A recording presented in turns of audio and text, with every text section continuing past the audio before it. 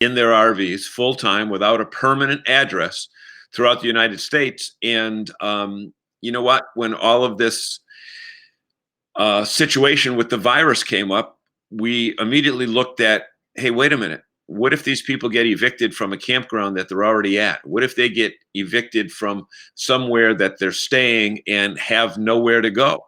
The April 1st date comes up, and there are people whose leases are ending. They went from December 1st to March 31st.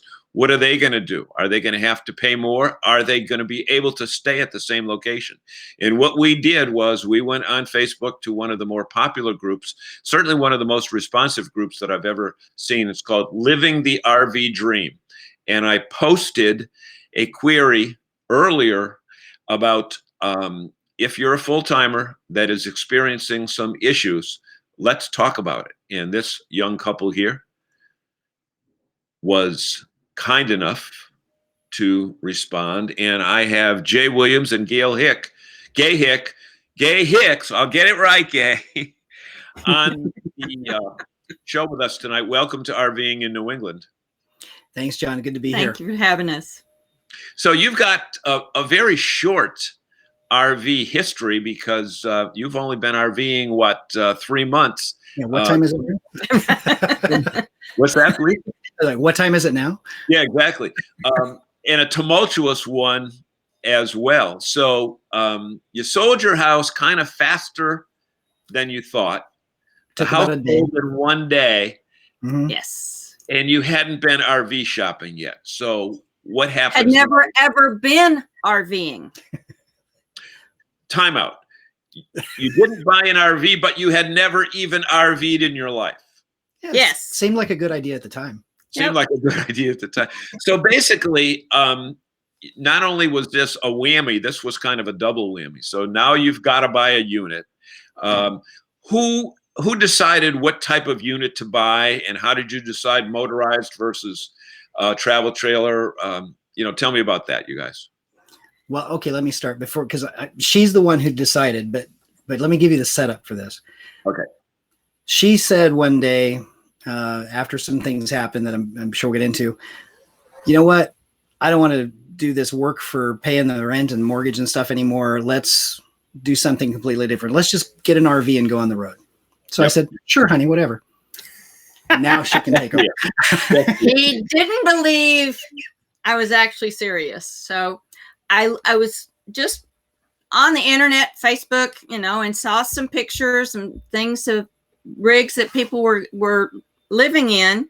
And so I came up with some criteria in regards to, I wanted 2 doors, whether, a front door and a back door, 2 exits. I wanted 2 bathrooms. I wanted to be able to, in the bedroom, walk all the way around the bed. I didn't want to have to shimmy up from the end. I also wanted a dresser in the bedroom, not just drawers. And I wanted to be able to get to the refrigerator, the bathroom, and the bed, even with all the slides in. So what made you think unpowered versus powered? I didn't want to have to be driving a great big single piece of Class A or something. Luggage. Yeah, exactly. So basically what you did was you kind of made your list for your criteria, but I think you also told us earlier that you didn't want to buy new because you didn't want to worry about warranties because you wanted to hit the road. Exactly. Not necessarily as fast as you did, but you did, and you found a Grand Design unit, and we have a great relationship with the Grand Design people, so you've certainly got a good one. So the Soldier House. I'm in love with that. Then you had to go buy a truck, and did you buy the truck before the RV or the other way around? Those kind of go hand in hand. That you have to know what you're towing to find out what you can tow, and you're laughing. So there's got to be a story behind that. Jay, do you want to? Well, she found the floor under the bus. Found the floor plan she wanted. Found a handful of units because they don't come up that often on the used market because they're pretty desirable. Yeah. And so we decided it's a large unit. It's 43.5 feet. So we needed a big truck. We drove the Dodges. We drove everything that we could get our hands on. finally we decided on a Ford F450 because of the, the additional capacities, turning radius, a bunch of reasons. And we were looking for the truck, knowing we had to go get the RV. And I mean, the days are getting, tight. It's like, okay, we're going to have to go get this thing like right now. And I looked like one last time on, I don't even remember what it was. Craigslist. Was it Craigslist? Mm-hmm. And it turned out the RV was in Arkansas. We were in California. I found a guy selling an F450, not 30 minutes from where we were staying and getting ready to go. So it was like magic, and he was awesome. He had all of the service records for it, and it was like everything fit together. We went and we got it and took off, not knowing how the truck handled, to go get the RV that we had never pulled before.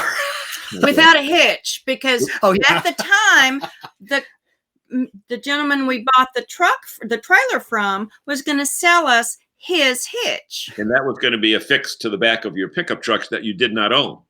Exactly. Right. So the pickup truck we did not know or realize had it came with a hitch, and we didn't. Anyway, on the trip back, we're literally on the road calling dealerships going, hey, wait, can we not do this? We called and said, hey, can we get this hitch installed while we're there? Because I don't know anything about installing a hitch.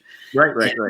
They said, well, you've got this gooseneck, so you can just add this other hitch. And we're like, oh, okay. Well, we turned out we couldn't buy the hitch, the air hitch from the guy we were buying the trailer from. It would have taken a lot of labor to uninstall what was already in there and reinstall the new hitch. So we opted to have another one. That's the unit. Okay, so, everything went fine. Ironically, Gaye, the unit was in Arkansas, which was your home state. Yeah, it was very ironic, definitely. Okay, so now you've got it, and I know you had to go back to California, but I think there was something from the Weather Channel that you experienced when you were at a casino. Were you at the casino the first day that you had left the former owner, and you were going to pull into a casino and stay there overnight? I think that was our first night on the. That was our first night on the road in the rig, not in a Walmart parking lot. So, Gaye, you decided to check the weather forecast. Yes, and Jay, being a Southern California boy, had never experienced the southern weather that I had grown up with, and when you look at the weather radar, I could see my weather app has wind velocity and color codes for the winds and the directions and temperatures.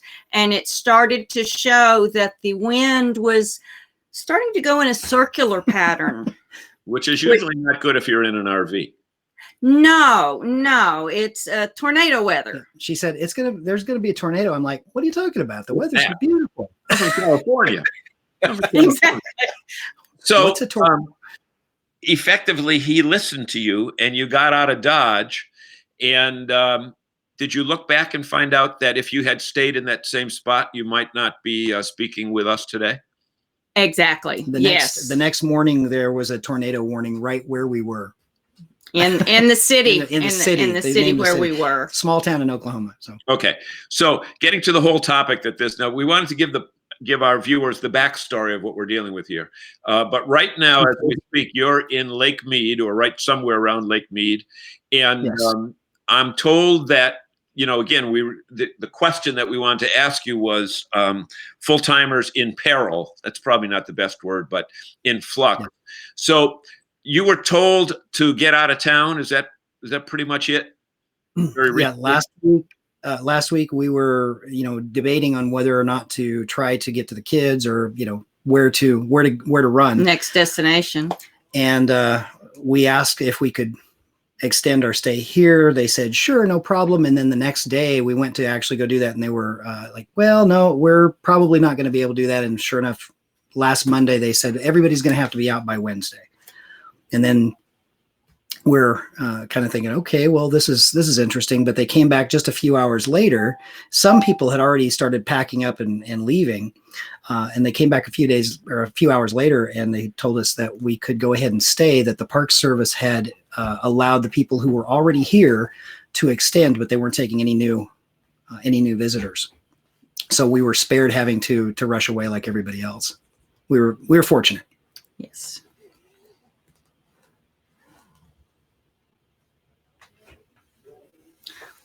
evidently what happened, some of the campers said that when the Nevada governor said the stay in place, shelter in place, he also within that mandate said no one could be evicted for lack of payment or whatever.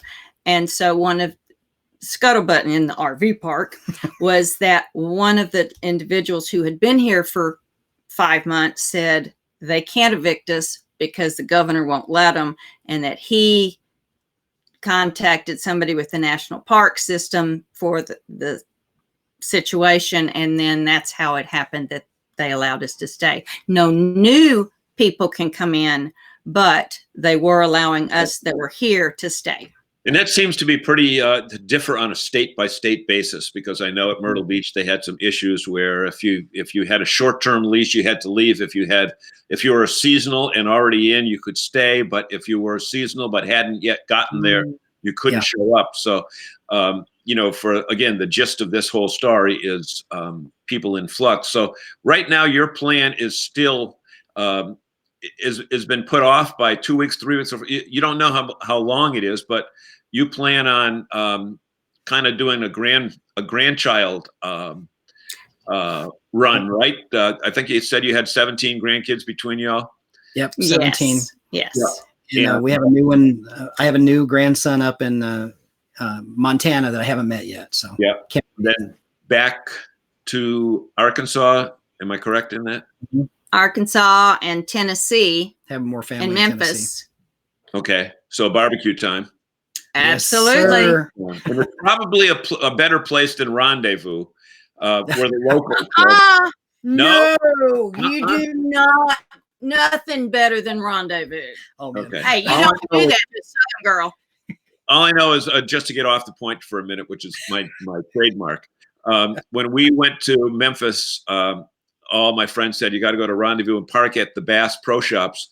And I called Bass and I said, can we park there? And the lady says, at your own risk. Ooh, so I said, wow. So we went over there anyway at our own risk. And I talked to a Memphis police officer who said, we have one of the highest murder rates in the United States. He said, I wouldn't stay here. This is the police officer telling me. Wow. So we ate ribs early and we got out of town before it got dark. Mm-hmm. But they were darn good ribs. The box at the Peabody too. Did you get that? We did the old Peabody, because we've been to the Peabody. I'm sorry, down in that place in Florida, Orlando. Oh, where they have okay. The Ducks as well. So ultimately, your plan is to head to Elkhart for a Grand Design rally. Yes, that's where we're planning to be in early September. End of August, early September. Yes. Right. Okay. So as long as we can get the reservation in as soon as they open it up. Right. Yeah. So could you figure, was this a good time? I mean, you get everything you can make every RVing mistake in the world. You did it in a lifetime. You did it in 3 weeks. Pretty much. Yeah. I mean, we're still learning, but it taught me how to be flexible, because I'm fairly inflexible. I don't like it when things don't go well, don't go according to plan. And I finally figured out, well, there's no such thing as a plan anyway. Right. So tell us your careers prior to the RVing thing, or continuing with the RVing thing. Well, I was a QuickBooks Pro advisor, so most of my work was online anyway. Yeah.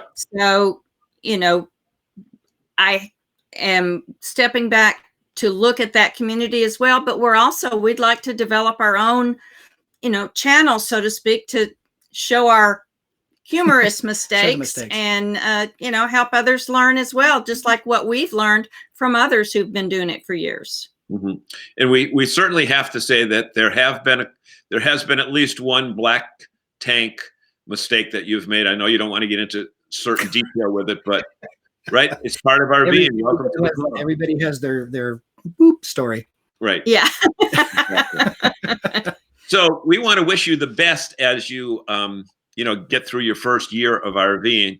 And if everything works out with this virus issue and we're able to work through it on the other side. I think you're going to find that the RVing community, as you stop in various places, is probably one of the most welcoming and friendly groups of people that you'll meet. People from, right, and maybe you already have people from all different walks of life, all different socioeconomic backgrounds, etc. And all they want to do is have fun and want you to have fun as well. Yep. We've been very excited about the people we've met along the way, and just excited to continue to do that. A lot of my work is with people, so just having a good time is a gas. Great. So, guys, thank you so much. I want to let you know that our guests have been Jay Williams and Gaye Hicks, and they are first-time RVers. They're finding out about the RV lifestyle and finding out that the road is not always paved and straight. But regardless, we're going to have fun. There's a road. Absolutely. Thanks, everyone. Thanks for having us, John. Thank you very much. Take care.